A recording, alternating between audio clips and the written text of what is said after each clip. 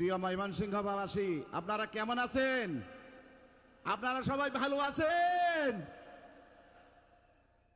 আলহামদুলিল্লাহ।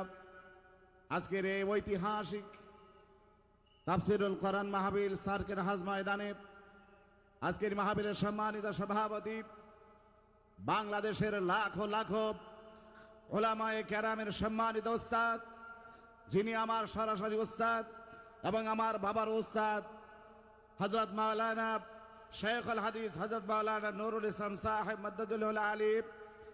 আজকের এই মাহফিলে আমরা হুজুরকে পেয়ে আমরা ধন্য হয়েছি, খুশি হয়েছি, মোবারকবাদ জানাই। মাহফিলের পক্ষ থেকে আমরা মোবারকবাদ বলেন আলহামদুলিল্লাহ। সম্মানিত ময়মনসিংহবাসী, আজকে এই বিশাল সার্কিট হাজ ময়দানে আজকের এই তাফসিরুল কোরআন মাহফিল প্রমাণ করে গোটা বাংলাদেশে গণজোয়ার শুরু হয়েছে, কোরআনের গণজোয়ার। কথা বলার ঠিক কিনা? কিন্তু বিগত এই কোরআনুল কারীমকে বন্ধ করে দেওয়ার জন্য, আল্লাহর এই নূরকে বন্ধ করার জন্য, এই ওহীর আলোকে বন্ধ করার জন্য আমরা বিগত 15টি বছর এই কোরআনের কথা মাঠে ময়দানে পরিষ্কার ভাষায় বলতে পারি নাই। কথা বলা ঠিক কিনা? সুতরাং যারা কোরআনের সাথে যারা বেয়াদবি করেছে, আলেমদের সাথে যারা বেয়াদবি করেছে, ইলমে ওহীর সাথে বেয়াদবি করেছে, আমি আজকে তাফসীর মাহফিল থেকে মেসেজ দিতে চাই, এই বাংলাদেশের রাম আর বাম যারা এখনো আছে, আপনাদের শিক্ষা গ্রহণ করতে হবে। এই বাংলাদেশ কোরআনের বাংলাদেশ, এই বাংলাদেশ আল্লাহ রাসূলের বাংলাদেশ, এই কোরআনের তাওহীদের বাংলাদেশ। এই বাংলাদেশে আর রাম বামদের রাজত্ব চলবে না।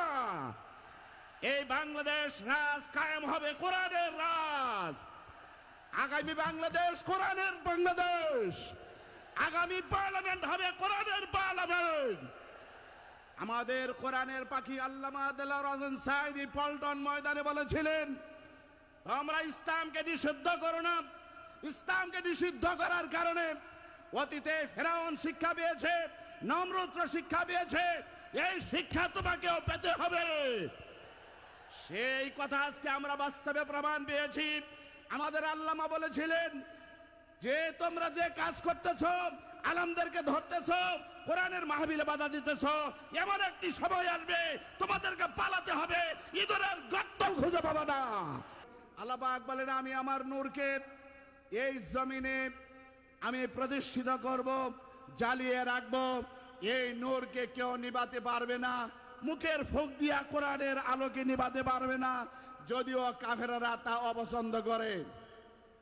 সম্মানিত উপস্থিতি, আজকে লাখো জনতার সার্কিট হাজ ময়দানের আজকের এই জনস্রোত প্রমাণ করে আপনি আমাকে আসতে হবে কোরআনের ছায়াতলে, কোরআনের কাছে আসতে হবে। আল্লাহ সুবহানাহু ওয়া তাআলা বলছেন, এই কোরআনুল কারীম যার ভিতরে আছে সেই ব্যক্তি হলো চক্ষুষ্মান, যার কাছে কোরআনের জ্ঞান নাই এই ব্যক্তি হলো অন্ধ। সম্মানিত উপস্থিতি, এই জন্য আমাদের গতিতে দাঁত স্বাধীনের পরে যারা শাসন করেছে এদের কাছে কারো কোরআন ছিল না। আমরা আর অন্ধদেরকে দেখতে চাই না, প্রদবর্ষদেরকে দেখতে চাই না, আমরা দেখতে চাই কোরআনের পথিকদেরকে। কথা বলা ঠিক কিনা? সম্মানিত উপস্থিতি, এই জন্য কোরআনের পক্ষে রাজ কায়েমের জন্য আমরা কারা কারা রাজি আছি? দুহাত উঁচু করে দেখা। আল্লাহ পাক কবুল করুন। সার্কিট হাজ ময়দান তাফসিরুল কোরআন মাহফিল জিন্দাবাদ, তাফসিরুল কোরআন মাহফিল জিন্দাবাদ, মিজানুর রহমান আজহারি জিন্দাবাদ।